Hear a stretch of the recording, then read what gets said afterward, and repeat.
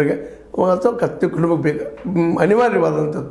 ಯಾಕಂತಂದ್ರೆ ಸಹಜದ ಇದು ಪ್ರಜಾಪ್ರಭುತ್ವ, ಎಲ್ಲರೂ ಎಲ್ಲ ಕಡೆ ನಿಂತು ಹೋರಾಟ ಮಾಡುವಂಥ ಅವಕಾಶಗಳಿದ್ದಾವೆ. ಅದೇನೂ ಇರಲಿ. ಈಗ ಮಾತ್ರ ಈಗ ಮೊದಲ ಈ DCC ಬ್ಯಾಂಕಿನ ಒಂದು ಚುನಾವಣೆ ಹೋಗ್ಬೋದು ಅನ್ನುವಂಥ ದಿಶೆಯಲ್ಲೇ ಒಂದು ಮಾರ್ಗಸೂಚಿ ಮಾಡೋದಕ್ಕಾಗಿ ಇವತ್ತಿನ ವಿದ್ಯುತ್ ಸಂಘದ ಪೈಪೋಟಿ ಒಂದು ಸಾಕ್ಷಿಯಾಗಿ ನಿಲ್ಲಲಿಕ್ಕತ್ತದ. ಎರಡೂ ಕಡೆಯವರು ಮಾತ್ರ ಜಬರ್ದಸ್ತಾಗಿ ಒಬ್ಬರನ್ನೊಬ್ಬರು ದಾಳಿ ಮಾಡ್ತಾ ಇದ್ದಾರೆ. ನಾವು ಗೆಲ್ತೀವಿ ಅಂತ ಹೇಳ್ತಾ ಇದ್ದಾರೆ. ಅದರಲ್ಲೂ ಒಂದು ಗುಡಿ ತೋರಿಸಿ ಅಲ್ಲಿ ಬೆಟ್ ಮಾಡಿ ಹೇಳ್ತಾರೆ ರೀ, ನಮ್ಮವರು ಅಧ್ಯಕ್ಷರಾಗ್ತಾರೆ, ನಮ್ಮವರು ಉಪಾಧ್ಯಕ್ಷರಾಗ್ತಾರೆ.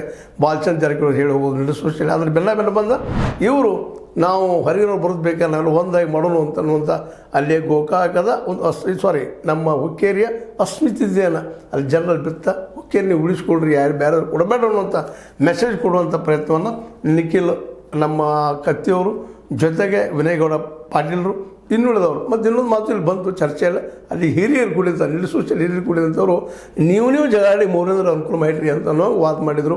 ಅದು ಸತ್ಯನದ ಕತ್ತಿ ಮತ್ತು AV ಪಾಟೀಲರ ಮಧ್ಯದಲ್ಲಿದ್ದಂಥ ಒಂದು ತಿಕ್ಕಾಟದಿಂದಾಗೆ ಇವತ್ತು ಜಿಲ್ಲಾ ಮಟ್ಟದಲ್ಲಿ ನಮ್ಮ ಜಾರಕಿಹೊಳಿ ಸಹೋದರು ಬೆಳೆದದ್ದು ಏನು ಸುಳ್ಳಲ್ಲ.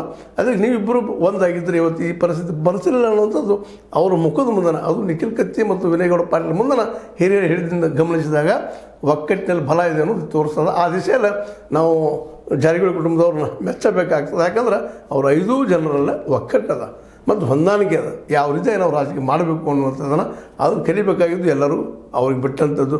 ಕಲಿದು ಬಿಡೋದು ಅವ್ರಿಗೆ ಬಿಡೋದು. ಬಟ್ ಅದೆಲ್ಲಕ್ಕಿಂತ ಮುಖ್ಯ ಅಂದ್ರೆ ಇಲ್ಲೇ ಈ ಮತದಾರ ಹೆಚ್ಚರಾಗಬೇಕಾಗಿದೆ.